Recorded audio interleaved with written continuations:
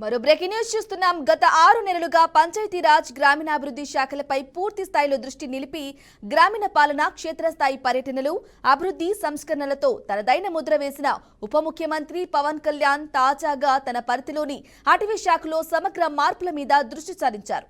రాష్ట్ర అటవీ శాఖకు ఎదురవుతున్న సవాళ్లను, శాఖపరంగా ఉన్న సమస్యలను పరిష్కరిస్తూ ప్రాధాన్య కార్యక్రమంలో మార్పులు తీసుకురావాలని భావిస్తున్నారు. దశాబ్దాలుగా అటవీ శాఖలో ఉన్న సమస్యలు, పరిష్కార మార్గాలపై సత్వరమే నివేదిక సిద్ధం చేయాలని శాఖ పీసీసీఎఫ్, హెచ్ఓఎఫ్ఎఫ్లను ఆయన ఆదేశించారు. గత కొన్నాళ్లుగా అటవీ శాఖ సరైన ప్రగతిని సాధించలేకపోయిందని ఆయన గుర్తు చేశారు. ముఖ్యంగా సమర్థత కలిగిన నాయకత్వం అటవీ శాఖకు ఉన్నప్పటికీ సరైన ఫలితాలు సాధించలేకపోయిందని, దీన్ని సరిదిద్దుకోవాల్సిన అవసరం ఉందని స్పష్టం చేశారు. ఇక శాఖలో పూర్తిస్థాయి మార్పు చేర్పులతో మళ్లీ అటవీ శాఖను రాష్ట్ర అవసరాల్లో, అభివృద్ధిలో ప్రాధాన్య స్థానంలో నిలిపేందుకు ప్రయత్నం మొదలుపెట్టారు.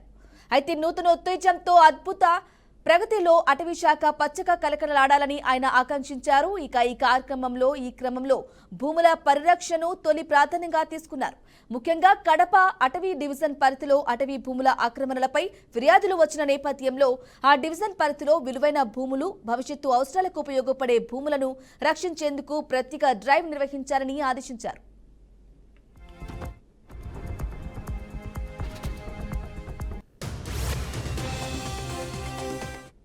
ఇక ఇదే అంశంపై పూర్తి డీటెయిల్స్ మా ప్రతినిధి నందిని అందిస్తారు. నందిని, గుడ్ మార్నింగ్ బ్రాహ్మణి. ఏదైతే డిప్యూటీ సీఎం పవన్ కళ్యాణ్ అనుకున్న శాఖల్లో అతి ముఖ్యమైన శాఖ అటవీ శాఖ అనే చెప్పాలి. ఎందుకంటే ఆయన ఈ శాఖపై ప్రత్యేకంగా దృష్టి పెట్టారనే చెప్పాలి. గత 5 సంవత్సరాలు ఈ శాఖను నిర్వీర్యం చేశారు. కూటమి ప్రభుత్వంలో అటవీ శాఖను ఖచ్చితంగా దాన్ని ప్రక్షాళన చేయాలి, ప్రక్షాళనలో ఆ శాఖను ముందుకు తీసుకువెళ్లాలనే ఉద్దేశంతో ఆయన అధికారులతో కూడా భేటీ అయ్యారు. ఆ భేటీలో కొన్ని అంశాలపై కూడా డిప్యూటీ సీఎం మాట్లాడినట్టుగా తెలుస్తుంది. ముఖ్యంగా చూసుకున్నట్లయితే అటవీ శాఖకు సంబంధించి ఏమైతే అటవీ భూములు ఉన్నాయో, భూములను అయితే గత ప్రభుత్వంలో కొంతమంది కీలక నేతలు కూడా ఆక్రమం చేసుకున్న పరిస్థితిని కూడా మనం చూసాము. దానిపై ఒక స్పెషల్ డ్రైవ్ చేసి ఆ డ్రైవ్ లో కూడా సర్వేలు నిర్వహించి ఏదైతే అటవీ శాఖకు సంబంధించిన భూములు ఉన్నాయో ఆ భూములు నిర్వీర్యం కాకుండా గిరిజనులకు ఉపయోగపడే విధంగా కూడా ఉండాలని చెప్పి ఆయన అధికారులకు ఆదేశాలు ఇచ్చారు. ముఖ్యంగా మనం చూసుకున్నట్లయితే కర్ణాటక, చిత్తూరు, విజయనగరం, అలాగే మన్యం, పార్వతీపురం జిల్లాలో ఇటీవల కాలంలో ఈ ఏనుగులు ఏవైతే ఉన్నాయో పంట పొలాలకు వెళ్ళిపోవడం, ఆ రైతులు ఏదైతే పండించుకున్నారో ఆ పంటనంతా ధ్వంసం చేయడము, అక్కడ ఉన్న వారిని గాయపరచడము, ఇటువంటి సందర్భాల్లో కూడా క్షేత్రస్థాయిలో డిప్యూటీ సీఎం చూశారు కానీ విన్నారు కానీ ఇప్పుడు నేరుగా ఆయన చూసిన పరిస్థితి ఉంది. దానిపై కూడా పూర్తి స్థాయిలో ప్రక్షాళన అయితే చేపడుతున్నారని చెప్పాలి. అలాగే చూసుకున్నట్లయితే మన్యం జిల్లాలో ఏదైతే ఉత్పత్తి అవుతున్నాయో వనరులు, వాటిని అంటే అక్కడున్న ఎవరైతే రైతులు ఉంటారో అలాగే గిరిజనులకు ఉపయోగపడే విధంగా వారు ఇంకా ఆర్థికంగా ముందుకు వెళ్లాలంటే ఖచ్చితంగా వాటిపై ఫోకస్ పెట్టాలని చెప్పి డిప్యూటీ సీఎం మాట్లాడినట్టుగా తెలుస్తుంది. అంటే ఇటీవల కాలంలో మనం చూసాము తిరుపతిలో కూడా ఎర్రచందనము పట్టుకున్న పరిస్థితి ఉంది.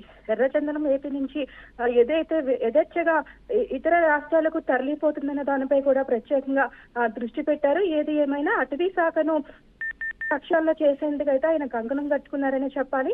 మొత్తం 25 జిల్లాలో ఏపీఎస్ కూడా ఏర్పాటు చేసేందుకైతే ఒక గ్రీన్ సిగ్నల్ కూడా ఇచ్చినట్టుగా తెలుస్తుంది.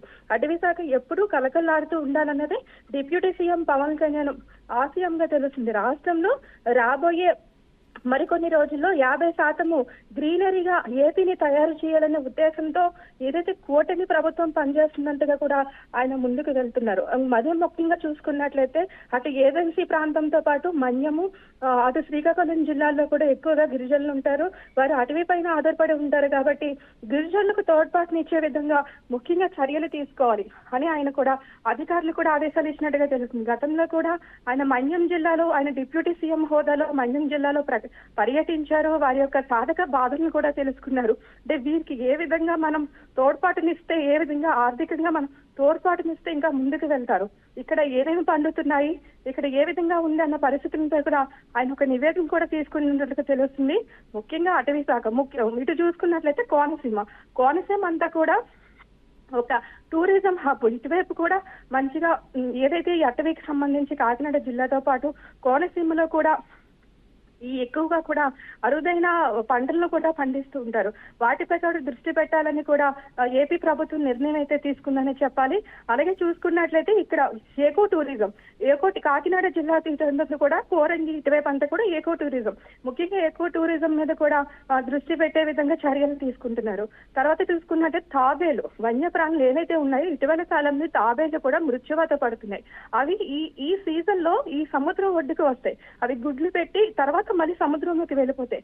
ఆ సందర్భంలో వాటికి సరైన సంరక్షణ లేక అవి మృత్యువాత పడుతున్న విషయాన్ని కూడా డిప్యూటీ సీఎం దృష్టికి అయితే అధికారులు తీసుకువెళ్లారు. వాటిని ఏ విధంగా సంరక్షించాలి అన్న దానిపై పూర్తిగా ఫోకస్ పెట్టినట్టుగా తెలుస్తుంది.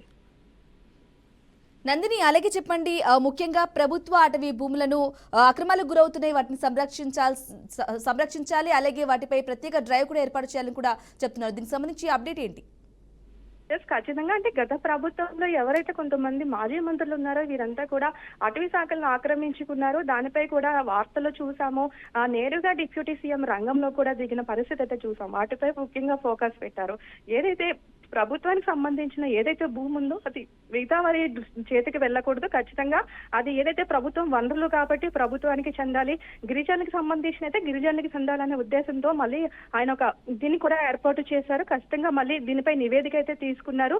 మొత్తం సర్వే కూడా త్వరలోని సర్వే కూడా చేస్తున్నారు. ఇంకెక్కడెక్కడ రాష్ట్రంలో ప్రభుత్వానికి సంబంధించి కావచ్చు, లేదంటే అటవీ శాఖకు సంబంధించి ఏవైతే అన్యక్రాంతమైన భూములు ఉన్నాయో వాటిపై కూడా దృష్టి పెడుతున్నారు.